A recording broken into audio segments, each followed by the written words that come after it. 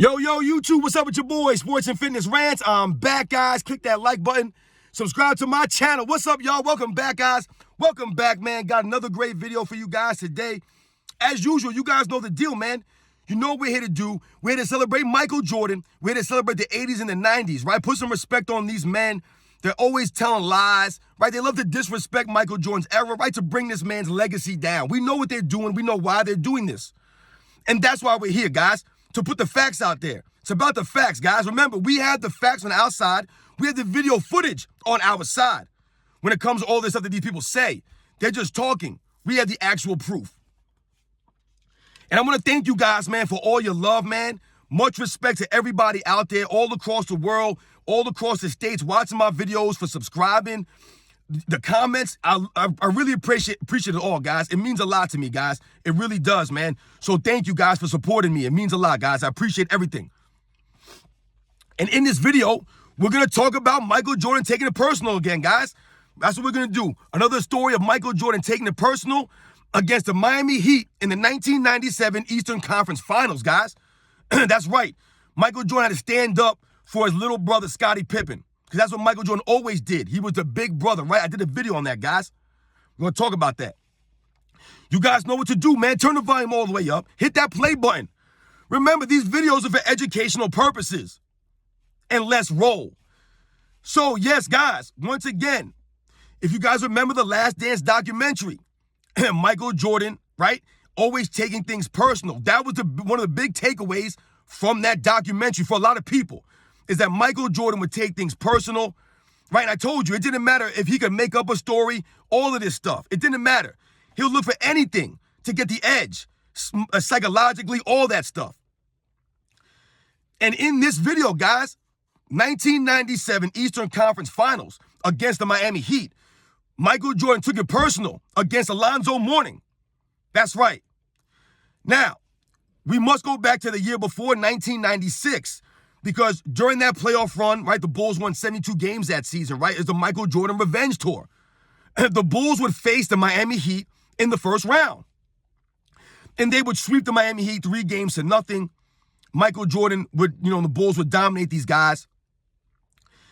And that would kind of lead into the next year, right? So now we're in the 1997 Eastern Conference Finals now, right? The Miami Heat, coached by Pat Riley, right? They had Alonzo Mouring, Tim Hardaway, Dan Marley. That man, Dan Marley again. Tell you, man, wherever Dan Marley is, teams are competitive, man. Shout out to Dan Marley. You had Dan Marley on that team. You had P.J. Brown. Shout out to P.J. Brown, man. One of the enforcers.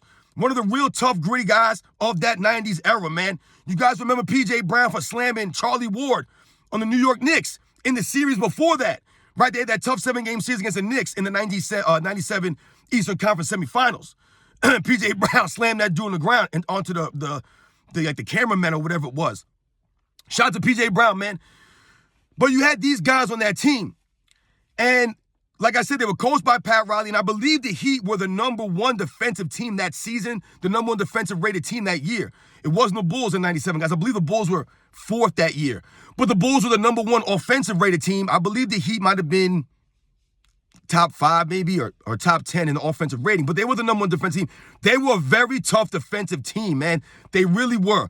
You had a guy like Vashawn Leonard on that team, and you had, I believe, Jamal Mashburn on that team. So you had some really good players. You had some gritty, tough defensive guys like a P.J. Brown, like a Dan Marley, like a Vashawn Leonard, like Alonzo Mouring, right? A great, all-time great defensive center, Alonzo Mouring.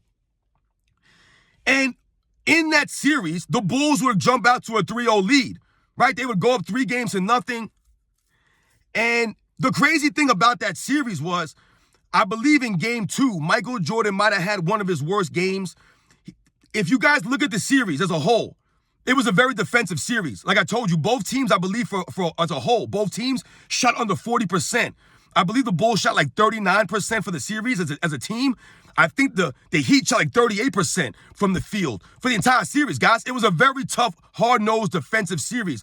Nobody really could find a rhythm in that series. I believe Michael Jordan averaged 30 points in the series, but I believe he only shot like 39%, guys, for the series. Michael Jordan. This is how tough the Miami Heat were, led by Pat Riley and Alonzo Mouring. Tim Hardaway. And like I said, the Bulls got to a 3-0 lead. And the story goes that the Bulls had booked reservations at some place down there in Miami. They were going to celebrate, right? Going to the NBA Finals, right? They were going to celebrate. So they had booked this place already. Obviously, they were only up 3-0. And supposedly the Miami Heat had found out about this. I guess Pat Riley let these guys know, hey, these guys are already planning their celebration without even winning. They're not done yet with us. And if you guys remember, Alonzo Mouring guaranteed that the Miami Heat were going to win Game 4. He guaranteed it. He said the Bulls are not going to sweep us. Because I told you, they had swept the Miami Heat the year before, 3-0. And now they were up 3-0 again, about to sweep them. And Alonzo Mouring came on the post-game press conference and was like, no. And like I said, Michael Jordan, Scottie Pippen, the rest of the Bulls, these guys were not really in a rhythm throughout that series. They just weren't. And I believe in Game 2, they had a post-game press conference after Game 2, I believe it was. And Michael Jordan, like I said, and Scottie Pippen had a rough game. I think Michael Jordan had like 23 points. I think Scottie Pippen might have had 23 also. But they had terrible shooting numbers. And Michael Jordan called himself the S word. You know, I don't curse on my channel. And he called Scottie Pippen doo-doo. That was their nicknames in the post-game press conference. And him and Scottie Pippen had a great laugh. It was hilarious, man. Go back and watch that post-game press conference, guys. It might have been after Game 2. And he said, I'm S and he's doo-doo. That was our nicknames. That was their nicknames, he called them in the post-game press conference because they weren't playing good. And he said, these guys won the game without me today because I was not good. Once again, Michael Jordan shouting at his teammates, right? Always giving them props. So what happens in Game 4? It's a very physical game, right? Very chippy. There's a lot of trash talk going on. This guy, Vashawn Leonard, was trash talking Michael Jordan the entire series. He was a big talker, Vashawn Leonard, right? Alonzo Mouring going back and forth with Dennis Rodman, doing a lot of trash talk, Alonzo Mouring.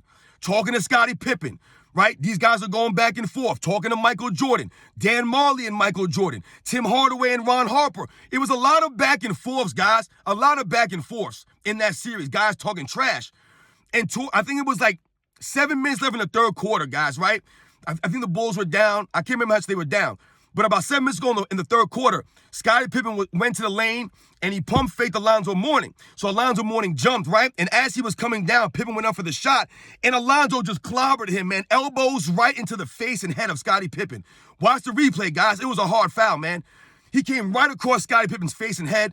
And Scottie Pippen, go watch the videotape, guys. He got a knot, a big knot on his head, right? It swelled up immediately, right?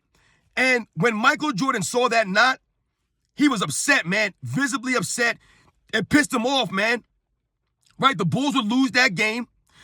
And Michael Jordan, right, supposedly the next day in practice, right, he came into the team and was like, yo, listen, guys, this is personal now. They made it personal now. We have to go out there and we got to play physical. We got to go out there and play hard, right? It's personal with us now. This is what Michael Jordan told the other Chicago Bulls, right? We have to go out there and ramp up our play. We got to step up our game and finish these guys off. And what'd he say? He said, I wasn't going to allow these guys, I wasn't going to allow that to happen to my little brother like that. Talking about Scottie Pippen. He said, I wasn't going to allow what happened to Dennis Rodman happen and just let them get away with it. Talking about the little scuffle that Alonzo Mouring and Dennis Rodman had gotten to under the basket in that game. Right? You guys remember Alonzo Mouring tried to basically almost scrape Dennis Rodman's whole face. He put his fingers up his nose. He was pulling his eyes. It was crazy, guys. Go watch the replays of this stuff. It was nuts. And Michael Jordan said he wasn't going to let them do that to his teammates. They weren't going to get away with that. Once again, Michael Jordan always sticking up for Scottie Pippen, sticking up for his teammates, being the enforcer, right? I told you guys about this. Being the big brother for them, right? And coming out, getting the team ready to go, right? So the next game happens, right? You guys may not remember, but Scottie Pippen only played 6 minutes in that game. He only played 6 minutes in Game 5, guys. I think he sprained his ankle or something like that. He missed the entire game. He only played 6 minutes. And Michael Jordan led the Bulls to a victory over the Miami Heat in Game 5 to finish them out, close out the deal. And if you guys also remember, before that game, Michael Jordan refused to shake Alonzo Mouring's hand before the game tipped off. He wouldn't shake his hands. He shouldn't shake his hand, right? Because it was personal with him. Looking out for Scottie Pippen, his teammates. Right? It was a dirty play by Alonzo Mouring. It was a hard foul. But the way that he fouled Scottie Pippen like that, it was dirty. Because I told you, the series was personal. It was physical. It was chippy. There was a lot of trash talk going on. So Alonzo wanted to send a message. And he paid the price because he aggravated Michael Jordan. He pissed him off. And now it was personal with him and all the other Chicago Bulls.